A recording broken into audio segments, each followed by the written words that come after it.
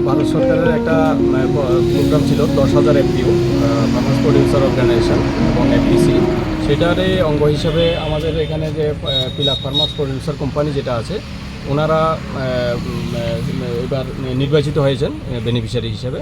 সেই হিসাবে ওনারা যে সরকারি ভর্তুকিতে ওনারা নিজেরা পছন্দ করে বাজার থেকে এই কৃষি যন্ত্রপাতিগুলি ক্রয় করেছেন। এটার উদ্দেশ্য হলো এখানকার কৃষকরা যাতে ওনাদের মাধ্যমে উপকৃত হয়, অর্থাৎ বাজারে যদি অন্যান্য প্রাইভেট থেকে যদি ঘন্টা যদি 400 টাকায় পাওয়ার টিলার চলে, তাহলে ওনারা যাতে 300 টাকা দিলে কৃষক 100 টাকা লাভ হবে। এটা হচ্ছে এরকমভাবে পরিচালনা করার জন্য এই ফার্মার্স প্রডিউসার কোম্পানিকে সাহায্য করা হয়েছে। তো আমি আশা করি যে ওনারা আগামী দিনে এই যে আমরা যে মেশিনারিগুলি আমরা ওনাদেরকে আমরা প্রদান মানে কৃষি দপ্তরের মাধ্যমে সাহায্যে ওনারা ক্রয় করেছেন, সেটাতে আগামী দিনে আরও বেশি এগিয়ে যেতে পারবেন এবং এই কোম্পানির উন্নতিক্রমে এবং আরও বেশি সদস্য ওনাদের সঙ্গে যুক্ত হবে।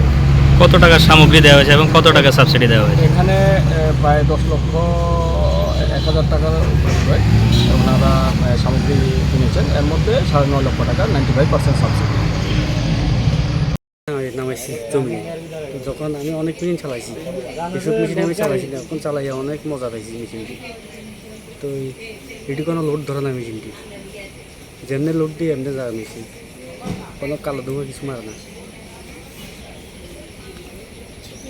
মেশিনটা মানে বর্তমানে কেমন কাজ করতেছে? ওইটা অনেক ভালো, অন্য মেশিনের তুলনায় অন্য মেশিনের তুলনা অনেক ভালো, টানও ভালো এটি। প্যাকেট জমিতে? আরে বাচ্চা, এটি তো অনেক অনেক দূরে দূরে মেশিনটি। শুকনা জমিতে কেমন কাজ করে? এটি তো আরও ভালো, এটি লোড লাগে না, এমনি মাটি উড়ে। কত ঘন্টা মেশিনটা চালানো হয়েছিল? এই তো 10 ঘন্টা।